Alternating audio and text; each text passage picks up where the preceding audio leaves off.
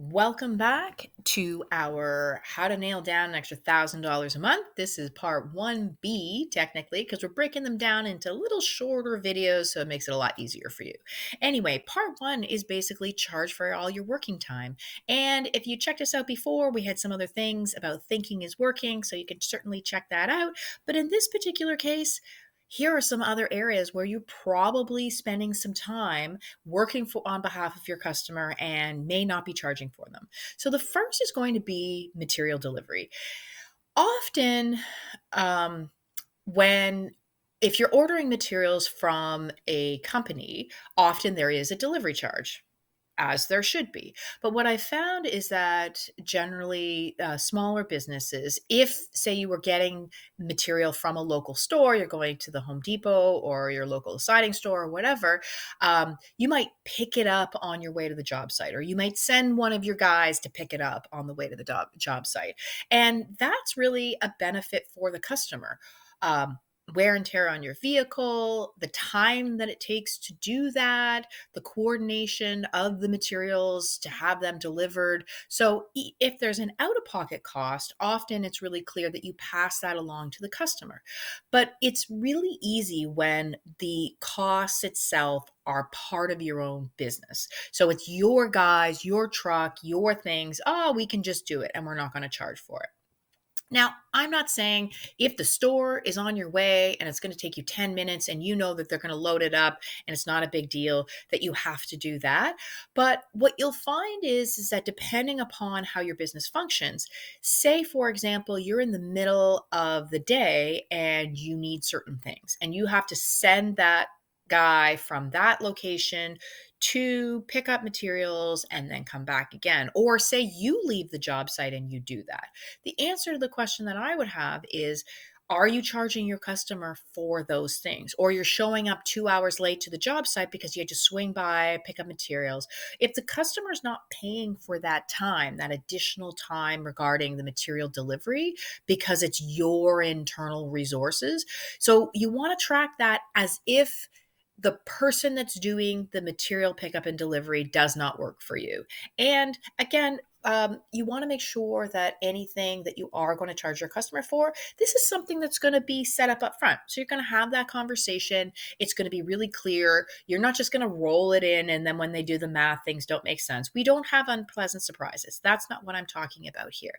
But the easiest way to consider this is often if there is something, you can say to the customer, would you like the delivery cost is X, but we can't get it until the following day, or I can charge you a delivery charge and I can arrange for my guys to pick it up. What would you prefer? So that way it's really clear, hey, this is actually an additional out of pocket charge, whether somebody else does it or whether you do it. And if you're doing a fixed price contract, also something to consider when you're doing the pricing as well. Getting materials to the job site, particularly when it's in the middle of nowhere, can really add up. And there is a reason why larger companies, when they're selling larger things, do specify at what point that price goes into effect, whether it's at the customer site or whether it's your site. All of that's pretty important.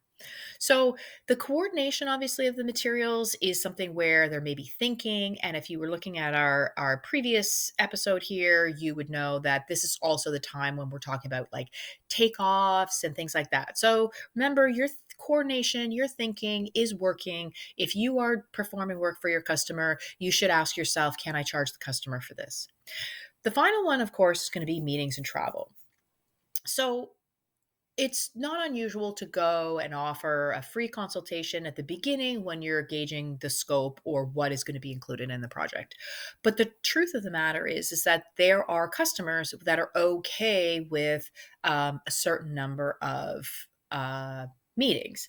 And in fact, the assumption is that you're going to kind of roll like that you'll get paid for that as part of whatever the thing is going to be.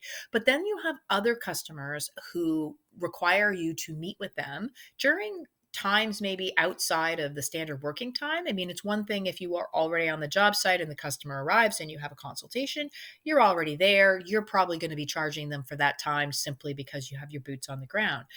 But if the customer requires you to come out on a Saturday to talk with them, and the next thing you know, you're there for 3 hours because That's how these things go.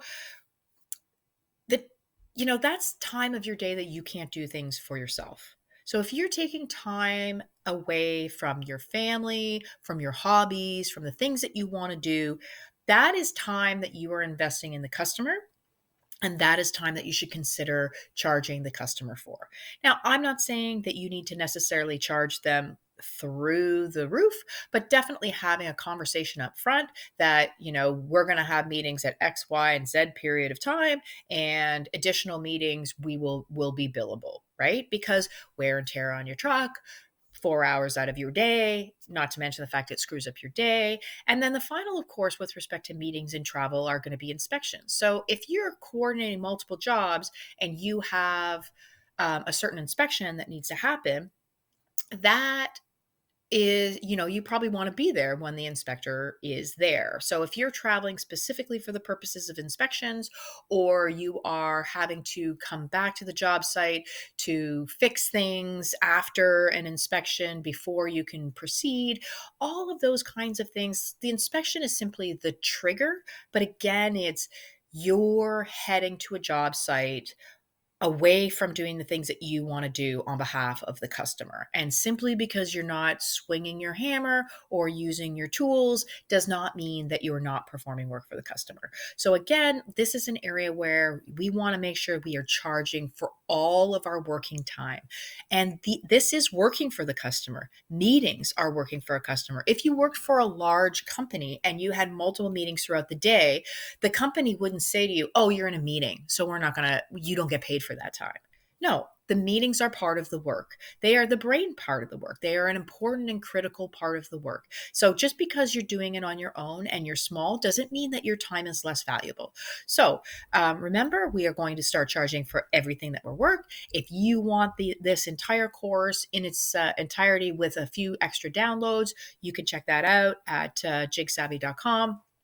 I'm Erica. I've been doing this stuff for about 25 years, and my goal is to help trade based businesses learn really simple things that can change everything about the way that they are collecting money, and they can start collecting a lot more money.